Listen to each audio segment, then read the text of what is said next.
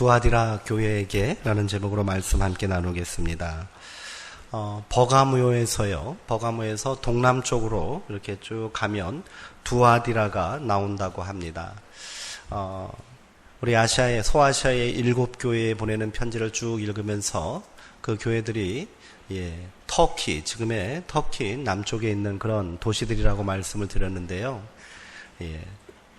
에베소, 서머나, 버가모 이렇게 북쪽으로 올라가다가 두아디라부터는 동남쪽으로 이렇게 도는 거예요. 그래서 에서 버두 사빌라 이렇게 시계 방향으로 순환하면서 돈다는 것을 알 수 있습니다. 자, 기원전 1900년에 이 두아디라는 로마인의 손에 넘어갔고 식민 통치를 받고 있던 그런 도시였다고 합니다. 그런데 다른 6개 도시에 비해서 두아디라는 그리 유명한 도시는 아니라고 합니다. 이게 그만큼 큰 도시는 아니었던 것 같아요. 그래서 그곳에는 물론 황제의 신전과 황제상은 세워져 있지 않았다고 합니다. 그러나 그같이 황제 이름으로 모이는 제사와 또 행사들은 계속 이어졌다는 것은 이어졌다고 하더군요. 그러나 두아디라가 명성을 날린 것이 있는데 그 중에 하나가 바로 교역길드족 상인조합입니다. 제가 계속해서 말씀드렸던 그런 내용일 거예요. 두아디라에는 굉장히 많은 상인조합이 있었다고 합니다. 이를 통해 교역과 상업이 발달하였습니다. 사도행전 16장에 보면 사도 바울이 빌립보에 들어가지 않습니까? 빌립보 교회에 선교할 때 사도 바울을 도운 여인이 등장하지 않습니까? 누구지요? 루디아라는 여인인데 기억하시지요? 루디아는 자주색 옷감을 파는 그런 상인이었다고 합니다. 근데 그 루디아가 어디 출신이냐고 그랬냐면 두아디라의 자주장색 루디아 이렇게 성경은 기록되어 있거든요. 루디아가 두아디라 출신이라는 겁니다. 자, 어쨌든 이 상인조합이라는 것은 그 도시에 있는 큰 신전을 중심으로 해서 모임을 가졌고요. 그들이 같이 신에게 제사 드리고 또 우상숭배 제물을 먹고 우상숭배를 통하여서 강한 이런 연대의식을 갖게 되는 거예요.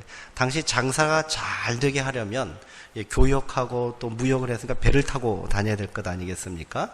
그러니까 아주 신전에 자신들이 모시는 신이 있다는 거예요. 그 신을 중심으로 해서 큰 이 상인 조합들이 형성되었고 거기에 속하지 않으면 경제 활동에 굉장히 많은 어려움과 제약을 받았다는 것을 제가 계속해서 말씀을 드렸습니다.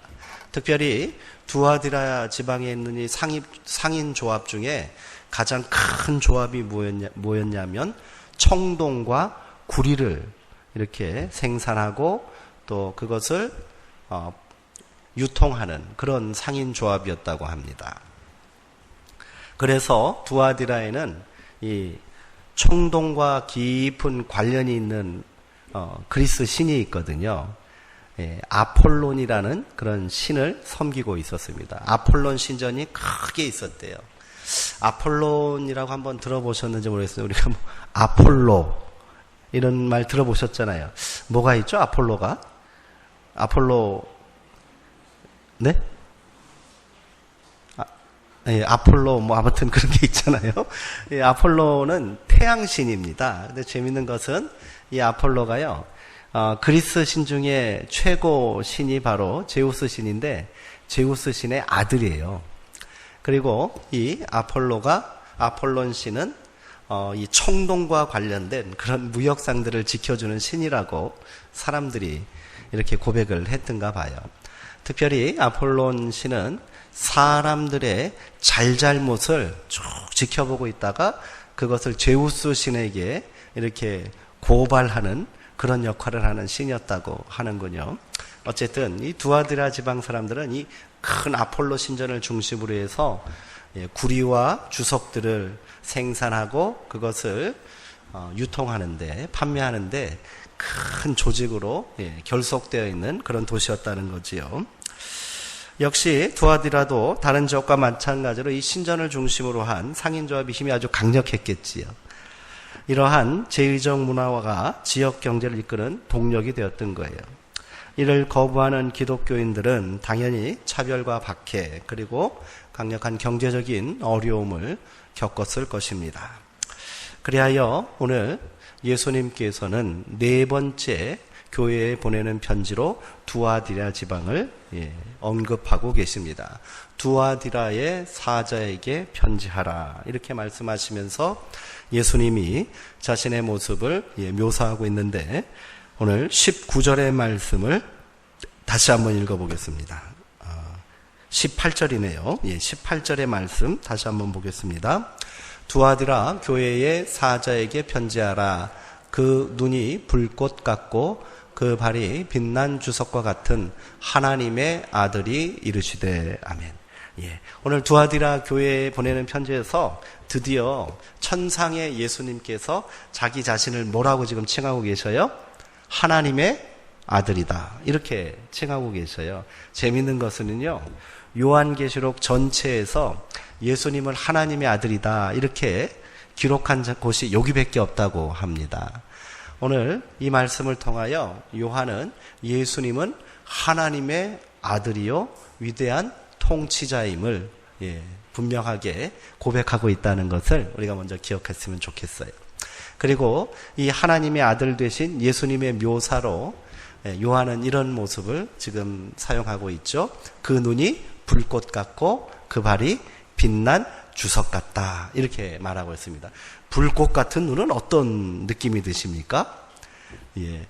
불꽃 같은 눈은 아주 예리하게 지켜보시고 또 감찰하신다는 의미가 있지 않겠습니까? 그러니 오늘 불꽃 같은 눈, 이것은 모든 것을 꿰뚫어 보시고 감찰하시는 주권자요 통치자로서의 예수님의 모습을 상징한다 할 수 있을 것입니다. 우리 주님의 불꽃 같은 눈을 피해서 우리가 머물 수 있는 곳은 그 어디도 없는 줄 믿습니다. 그러니까 우리는 항상 진실해야 하는 거죠.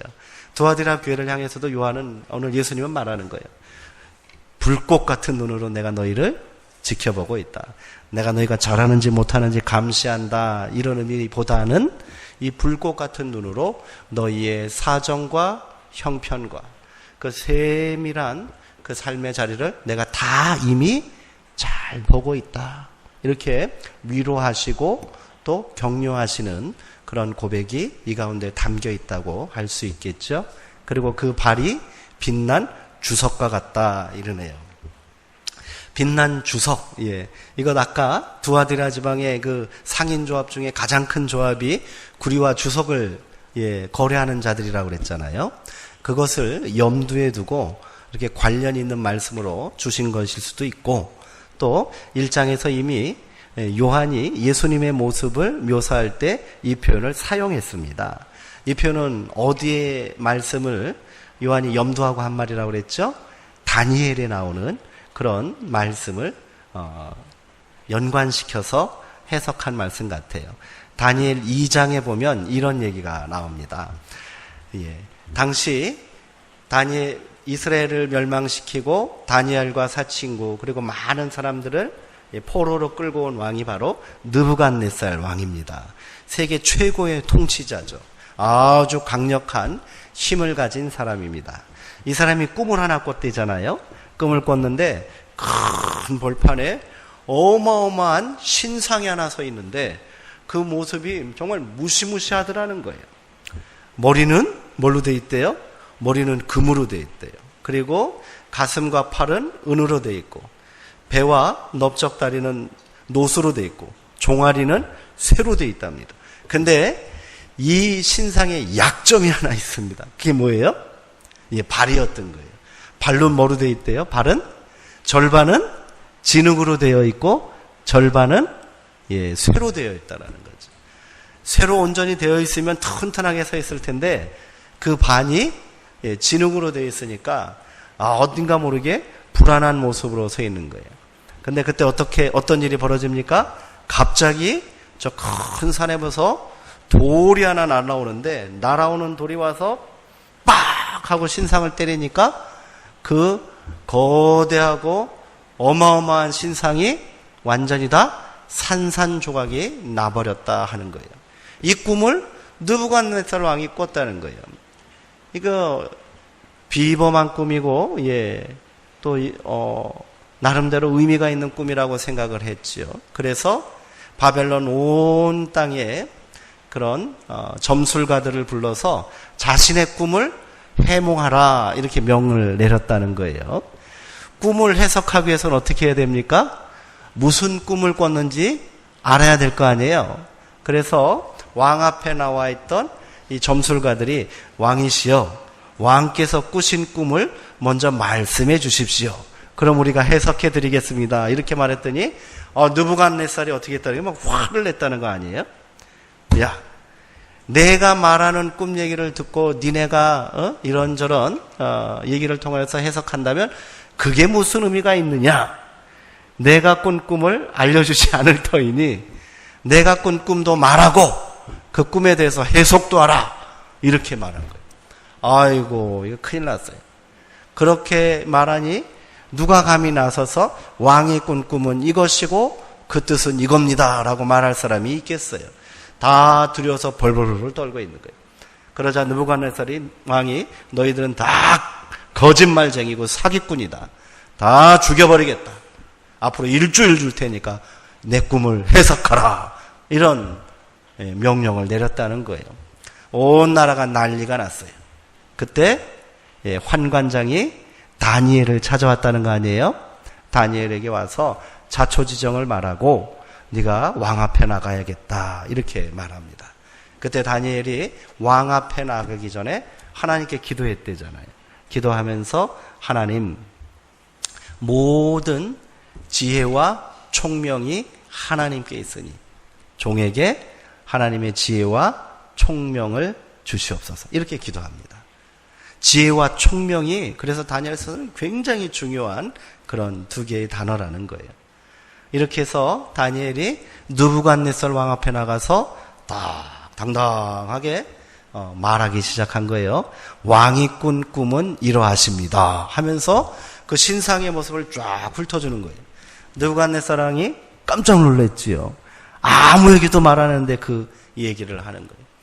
무슨 꿈을 꿨는지를 말하는 게 중요한 거 아니라 더 중요한 것은 뭐예요? 그 꿈을 해석할 지혜와 총명입니다.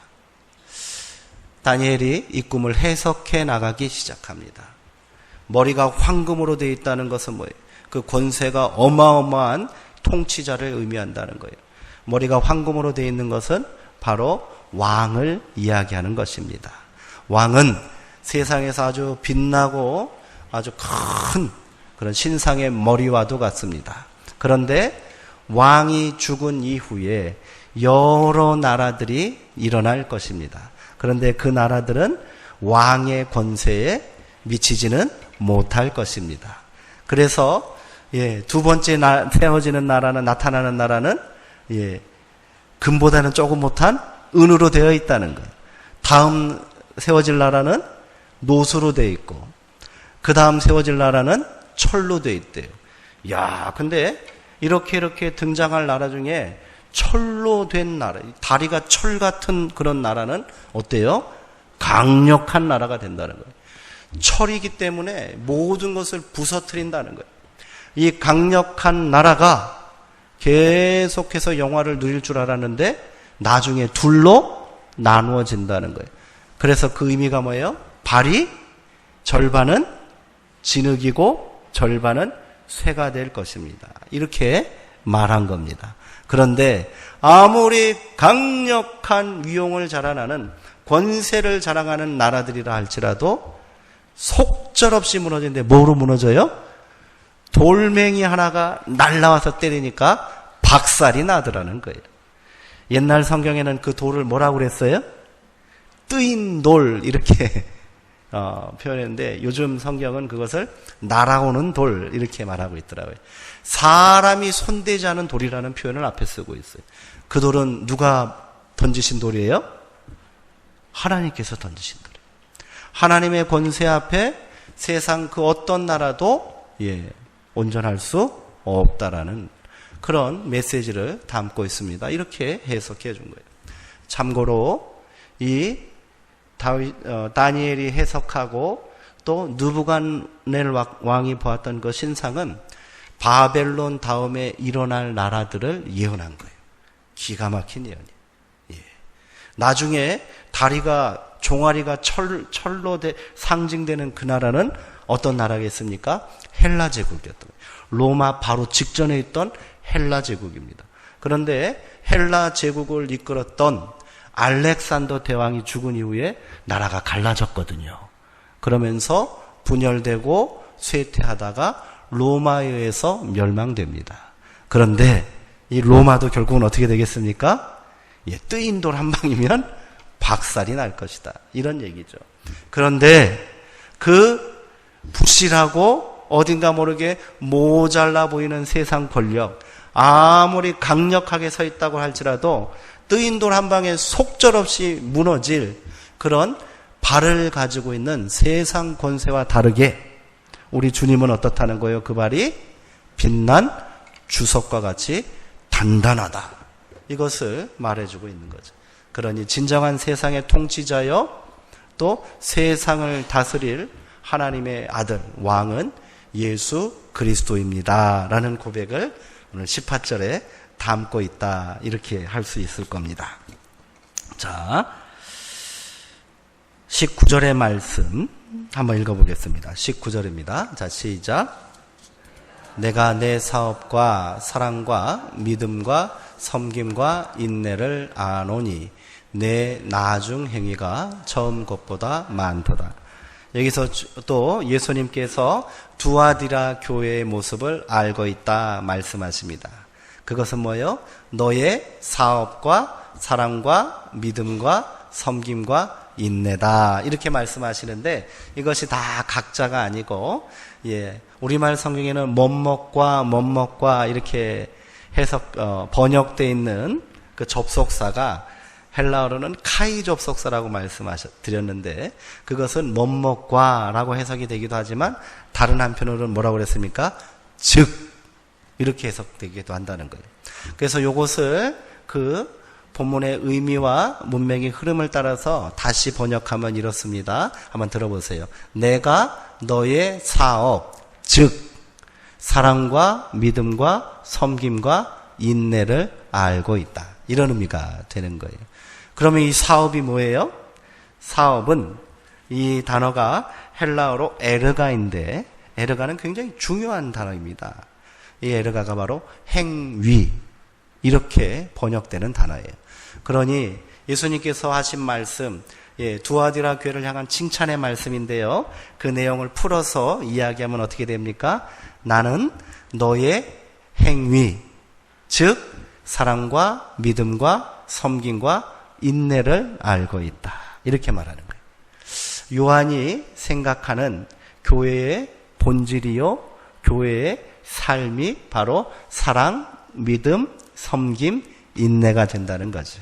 이 각각의 내용들은 굳이 우리가 풀어서 설명할 필요는 없을 것 같아요. 이것이 어떻게 나타나는 이 모두를 아우러서 요한은 뭐라고 말했어요? 예수님은 뭐라고 말합니까? 에르가 행위를 말하는 거예요. 사업이라고 말했습니다. 이것은 다른 말로 행위라고 말씀을 드렸습니다. 우리말 성경도 행위라고 번역되는 것이 더 좋았다 싶습니다. 그러니 사랑, 믿음, 섬김, 인내는요, 그냥 입술로만 하는 것이 아니라 그렇게 고백하면서 끝나는 것이 아니라 이것은 구체적인 뭐가 되어야 된다는 거예요? 믿음의 행위가 돼야 한다라는 것을 강조하고 있다 할 수 있겠지요. 그런데 이 칭찬의 모습을 한번 보세요. 저는요 이런 칭찬을 받는 우리 수정동교회가 됐으면 좋겠고 우리 성도님들 되기를 소망합니다. 마지막 문장 한번 보세요.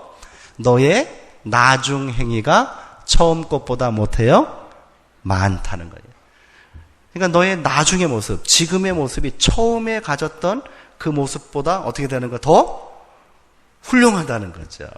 처음은 훌륭한데 세월이 지나면서 그것이 점점 별 볼 일 없어지는 것이 아니라 처음에는 조금 부족한 듯 했으나 나중 시간이 갈수록 이 행위가 어떻게 됐다는 거예요? 더욱더 커지고 칭찬받을 만한 그런 믿음의 행위가 되었다. 이렇게.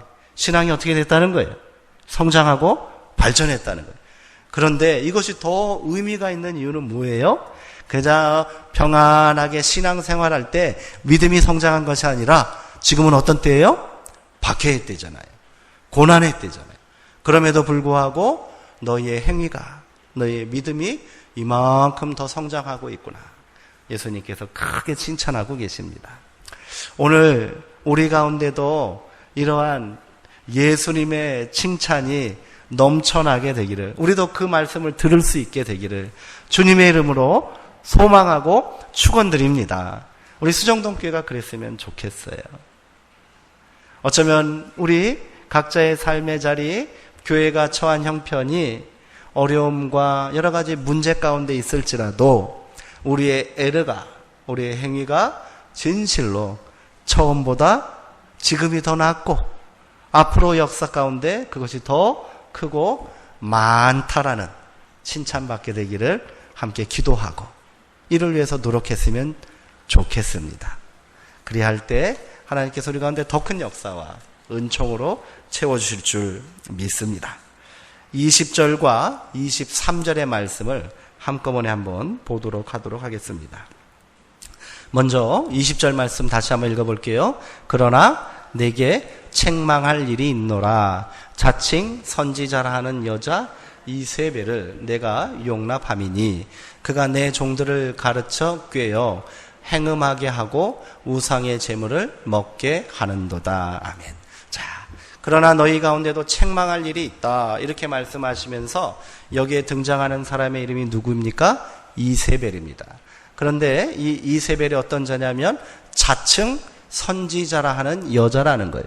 그러니까 이 사람은 교회 밖에 있는 박해자가 아니라 어디 있는 사람이에요? 두아디라 교회 안에 있는 교회의 지도자인 거예요.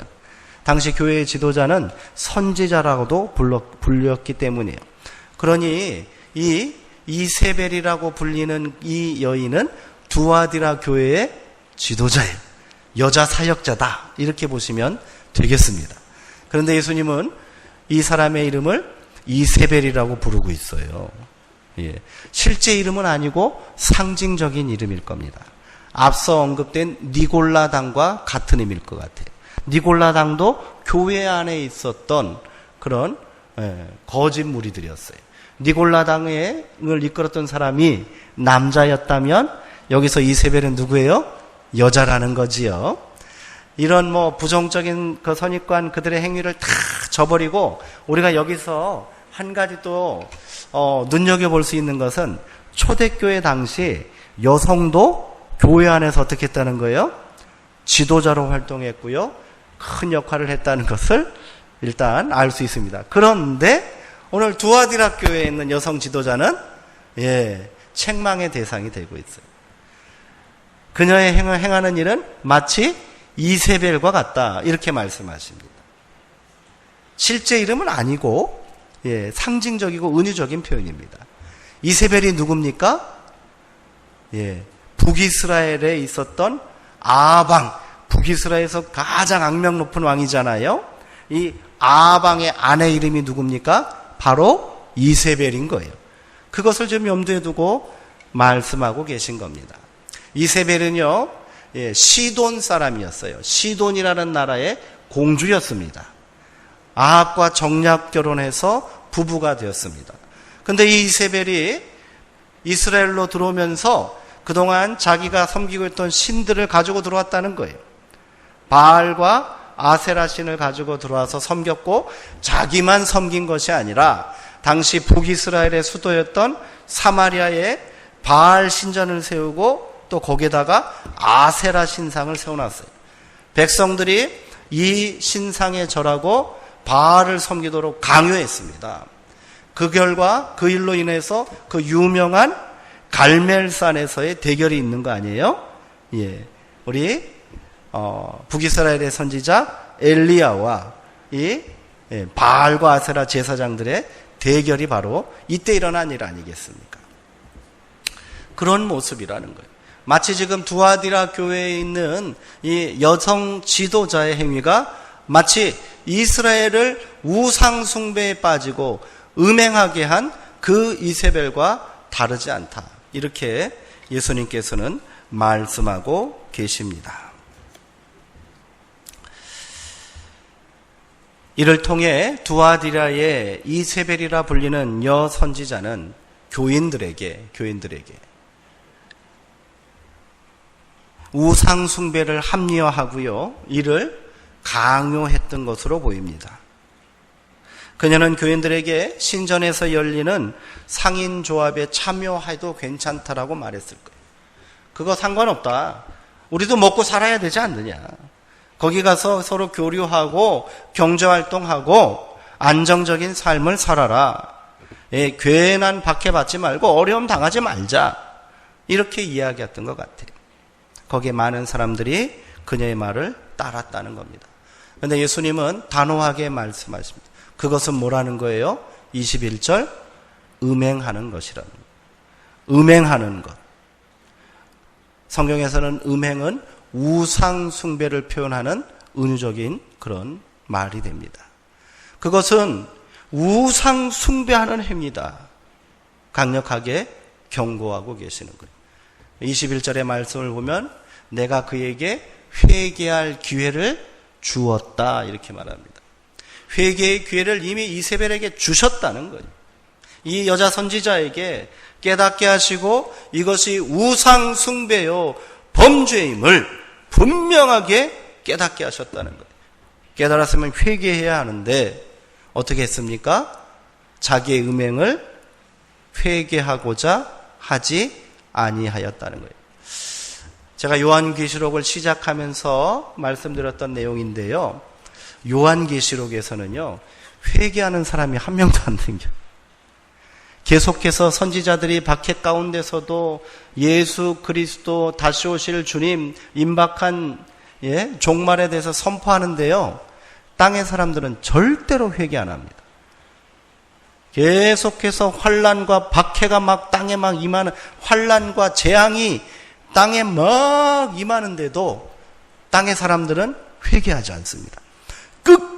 끝까지 하나님을 대항하고요, 예수 그리스도를 부인하는 자들로 등장하고 있습니다. 어떻게 보면요, 마지막 때의 모습이 이러한 것 같아요. 회개 역사가 일어나지 않는 것, 그게 바로 종말의 때임을 우리가 지혜로운 그런 믿음으로 깨닫게 되기를 소망합니다. 그러니 아직까지 우리 가운데 어떤 역사가 일어나고 있습니까?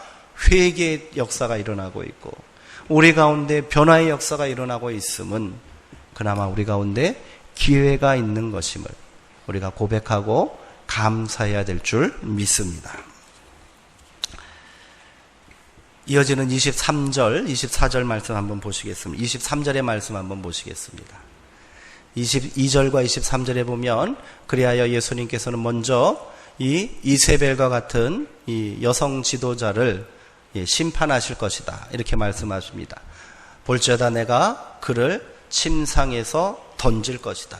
침상에 던질 것이다 하는 것은 뭐예요? 일어나지 못한다는 거잖아요. 침상에 누워있는 신세가 될 것이라는 거예요. 아주 중한 병에 걸리거나 목숨의 위협을 당하게 될 것이다. 이런 재앙의 말씀입니다. 이세벨, 아까 언급했던 아합의 아내였던 이세벨의 마지막 운명은 어떻게 됐을까요? 아합이 전쟁터에서 죽습니다. 그리하여 이스라엘의 군 사령관이었던 예후라는 사람이 반란을 일으킵니다. 아합이 죽고 그의 아들 요람이 왕위에 오릅니다. 아합의 부하였던 예후가 반란을 일으키자 이 요람 왕이 예후와 만나게 되는 거예요. 그리고 저 멀리 있는 예후를 향하여 요람이 이렇게 말합니다. 예후야, 이놈 평안하냐? 네가 그렇게 주인을 배신하고 반란을 일으켰는데 잘 살 줄 아느냐? 이렇게 그에게 말했습니다. 그때 예후가 이 요람을 향하여 이렇게 일갈했습니다. 내 어미 이세벨의 음행과 거짓 술수가 이렇게 많은데 내가 어찌 평안할 수 있겠느냐 이놈아. 하고 화살을 빼들고 활을 빼들어서 그에게 화살을 날립니다. 그 화살이 요람왕의 염통을 꿰뚫어서 그 자리에서 죽였다고 말합니다. 그리하여 이 예후는 군대를 이끌고 이세벨이 머물고 있는 이스르엘로 가게 됩니다. 이스라엘이 아니고 이스르엘이에요. 북이스라엘에 있는 대표적인 광야요 평지입니다. 그곳에 별궁이 있었던가 봐요. 그곳에 예후가 찾아갔더니 이세벨이 뭐하고 있었답니까? 눈썹 그리고 입술 바르고 화장을 하고 있었다. 이렇게 성경은 말합니다. 그의 옆에서 시종 들고 있는 내시들을 향하여 예후가 이렇게 위협했습니다. 이놈들 누구 편에 설 것이냐? 그러자 이 내시들이 이세벨을 창문에서 집어다가 던졌다는 거 아니에요. 이세벨이 땅에 떨어져서 그 자리에서 죽고 맙니다. 그 피가 사방으로 튀었답니다. 그리하여 예후가 이 모든 일들을 마치고, 이게 하나님의 뜻이었거든요. 하나님의 심판을 대항하고 이 모든 일들을 완성하고 난 이후에 예후가 잔치를 벌입니다. 그러나 그가 문득 이런 생각을 하게 됩니다. 이세벨이 분명 악녀지만 그녀는 어느 나라 사람이에요? 시돈의 공주였거든요. 시돈이란 나라가 만만치 않으니 그래도 이 이세벨의 시신을 걷어서 장례를 치러주고 예우를 해라, 이렇게 명령해서 부하들이 나가서 이세벨에 떨어진 자리에서 시체를 찾았더니 어떻게 됐답니까? 그 시체가 온전하지 않더라는 거예요. 성경에 보니까 아주 끔찍합니다. 제가 그대로 옮기겠습니다. 두개골과 손하고 다리만 남고 시체가 없더래요. 내장, 장기도 하나도 남지 않았대요. 그 이유가 개들이 와서 그 시체를 먹었기 때문이다, 이렇게 말합니다. 너무도 끔찍하게 참혹하게 훼손된 시신이라 장례 치르기를 포기하고 그것을 이스라엘 벌판에 거름으로 내어 던졌다, 이렇게 성경은 기록하고 있습니다. 이게 우상 숭배하고 또 백성들도 우상 숭배하며 하나님을 거역하게 했던 이세벨의 최후였습니다. 두아디라의 교회에 있는 거짓 선지자들도 그렇게 될 것이라는 거예요. 그리고 더 궁극적으로 요한계시록에는요, 큰 음녀가 등장합니다. 아주 음녀 중에 대장이래요. 사람들을 음행하게 하는 우상 숭배를 저지르게 하는 음녀가, 음란한 여인이 있는데 그 큰 음녀가 있대요. 그 큰 음녀가 결국 누구냐고 그랬냐면 바벨론이라고 말합니다. 큰 음녀 바벨론. 그러면 큰 음녀 바벨론은 누구겠습니까? 당시 세계를 지배하고 있던 로마 제국이 되는 거예요. 18장 이하에 이렇게 나와 있습니다. 그러기에 이세벨과 같이 온 땅을 음행하게 만드는 이 사탄의 하수인 큰 음녀 바벨론, 즉 로마는 비참한 최후를 맞이하게 될 것이다. 미리 지금 오늘 두아디라 교회에 보내는 편지에서 이를 예고하고 있다, 이렇게 또한 해석할 수도 있을 거예요. 그리고 그를 따르는 추종자들에게도 경고하고 계십니다. 당장 돌이켜라. 그렇지 않으면 큰 환난 가운데 너희가 던져질 것이고 내가 사망으로 그의 자녀들을 죽일 것이다, 경고하고 계십니다. 큰 환난 가운데 너희가 던져지게 된다는 거예요. 앞으로 이 마지막 때에 일어날 환난의 모습들이 4장 이하에서 계속 나오게 될 것입니다. 우리가 익히 들었던 요한계시록에 나오는 7년 대환란, 그렇죠. 7가지 환란의 모습입니다. 7 나팔이니 7 대접이니 하는 거예요. 믿지 않고 회개하지 않고 돌이키지 않는 자들에게 임할 하나님의 심판이요 진노라는 겁니다. 그러기에 요한계시록에서는요, 환란과 박해가 구별되어 있습니다. 박해와 고난은 누가 감당해야 할 몫이죠? 이것은 성도와 교회가 감당할 몫이죠. 세상이 주는 박해와 고난입니다. 그러나 환난과 재앙은 누구에게만 임합니까? 회개하지 않는 자들. 회개하지 않는 자들에게만 임하는 거예요. 그러니 7가지 재앙의 모습들이 계속해서 앞으로 이어질 텐데요. 그것은 누구에게만 임한다고 보시면 되겠습니까? 회개하지 아니하는 자.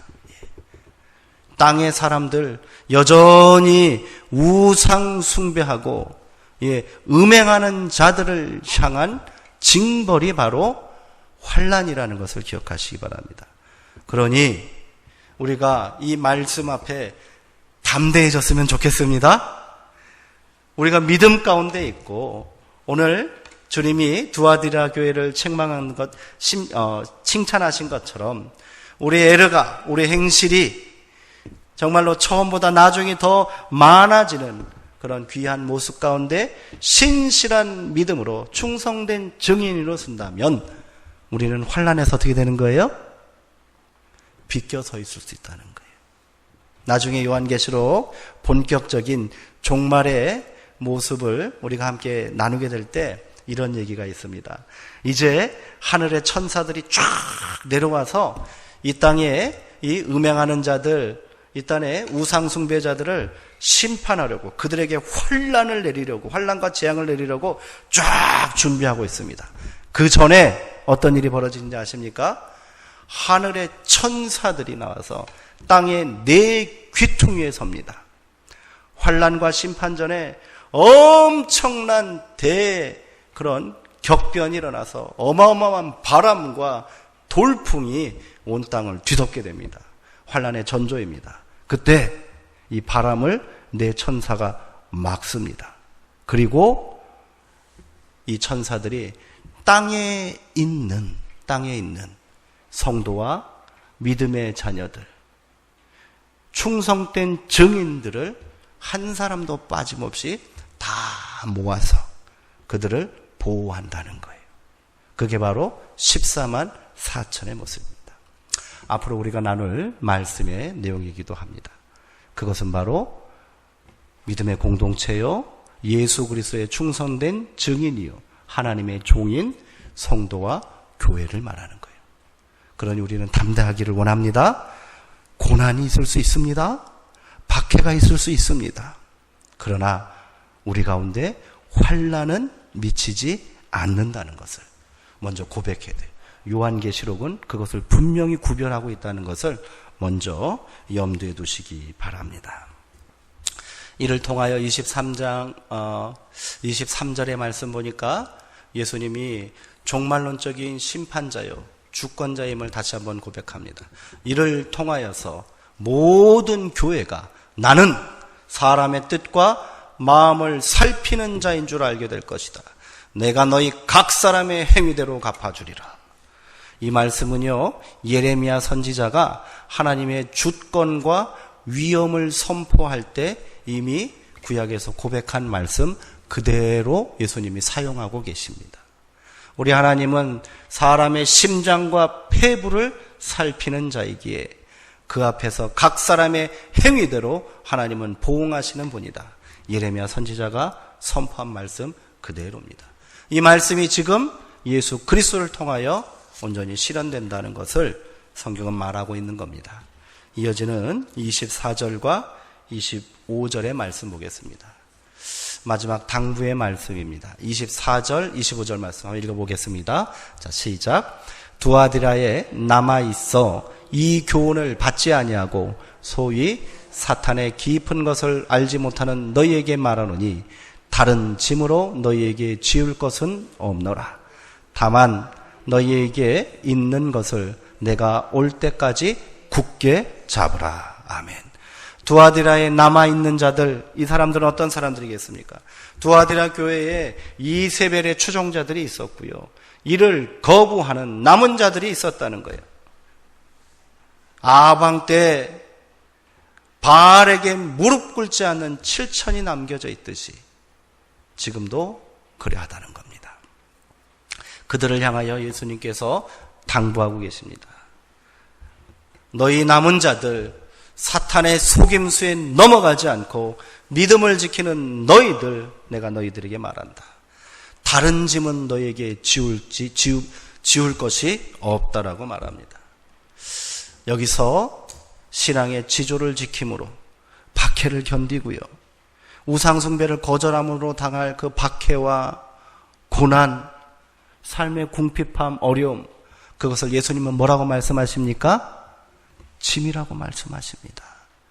그러나 그것이 너희 가운데 어려움은 되지 않을 것이다 말하고 있잖아요.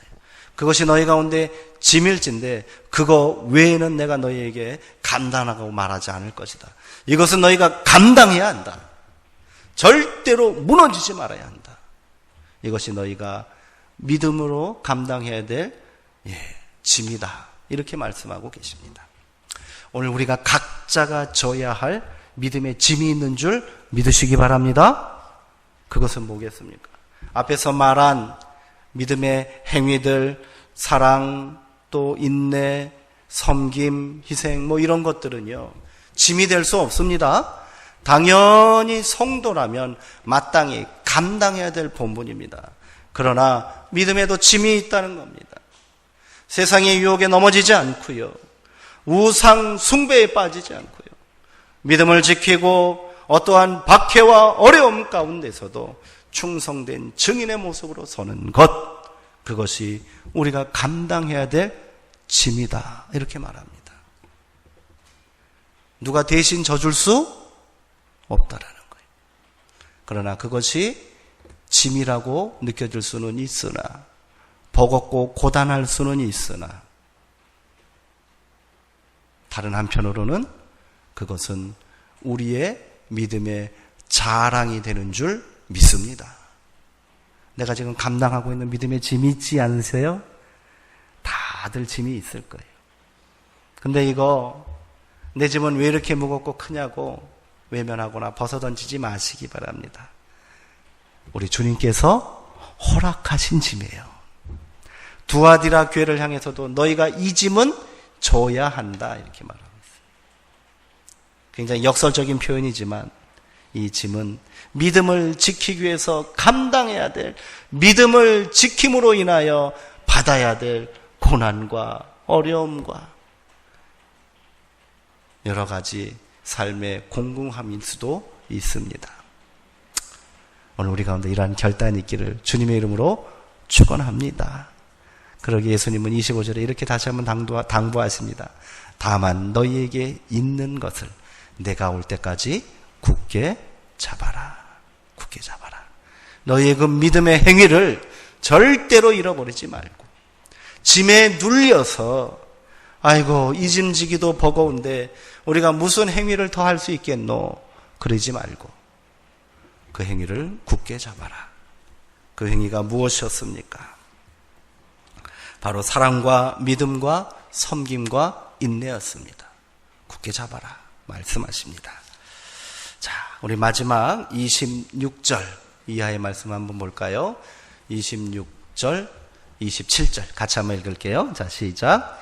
이기는 자와 끝까지 내 일을 지키는 그에게 만국을 다스리는 권세를 주리니 그가 철장을 가지고 그들을 다스려 질그릇 깨트리는 것과 같이 하리라. 나도 내 아버지께 받은 것이 그러하니라. 아멘.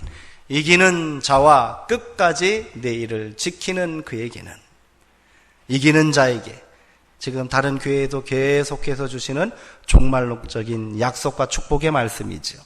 근데 여기는 이기는 자와 끝까지 내 일을 지키는 자로 이게 연결되어 있는데, 역시 여기서 와는 카이 접속사입니다. 그러니 어떻게 하면 되겠어요?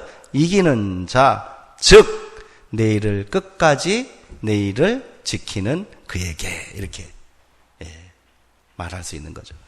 두아디라의 교회에 이기는 자는 그 구체적인 모습이 끝까지 예수님의 일을 지키는 자다, 이렇게 말합니다.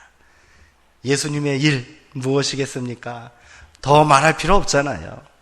복음 붙들고 사는 것이고요, 그 말씀 증거하며 사는 것이고요, 사랑하며 살고 섬기며 살고 인내하며 살고 순종하며 사는 것, 그런 것 아니겠습니까?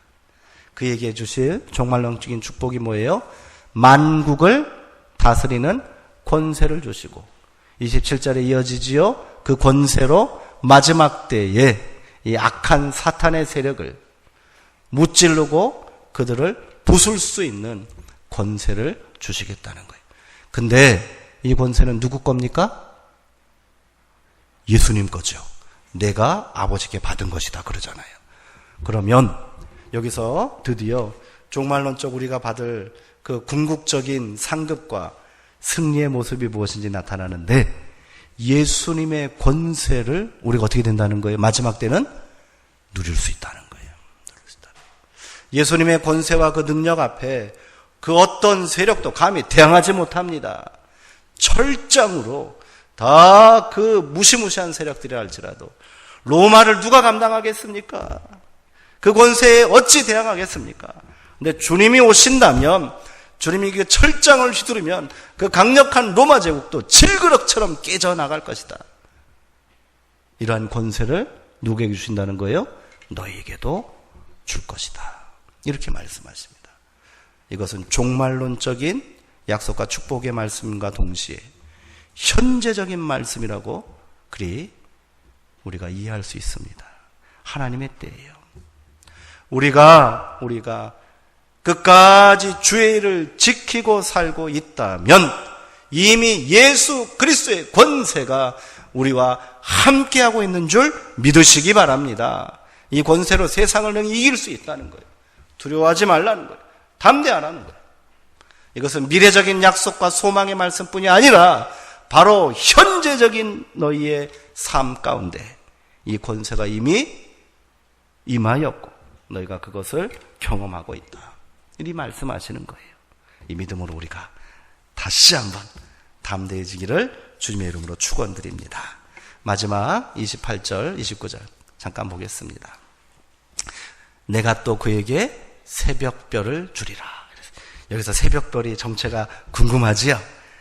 이기는 자에게는, 끝까지 주님의 일을 지키는 자에게는 만국을 다스릴 권세를 주시고 또 하나 주시는 선물이 뭐라는 거예요? 새벽별을 주겠다고 말해요. 새벽별이 뭘까요? 요한계시록 22장 16절에 보면요, 예수님께서 자기 자신을 뭐라고 말씀하신지 아세요? 나는 새벽별이다 이렇게 말씀하셨어요. 그러니 새벽별은 뭐예요? 예수님인 거예요. 이기는 자에게는 예수님이 선물로 주어진다는 거예요. 와, 단순히 예수님이 나와 함께 하시고 내가 예수님 안에 있고 예수님과 동행하는 것에 머무는 것이 아니라 예수님이 나에게 선물처럼 오신다는, 예수님 우리에게 주신대요. 이 귀한 약속의 말씀 가운데 우리가 담대하게 우리의 믿음의 행위와 우리가 감당해야 될 고난의 짐을 기쁨으로 우리가 감당하게 되기를 주님의 이름으로 축원드립니다. 귀 있는 자는 성령이 교회들에게, 오늘 우리 수정동 교회 가운데, 오늘 여기에 모인 성도님들 가운데 주시는 귀한 말씀을 듣기를 원합니다. 기도하겠습니다.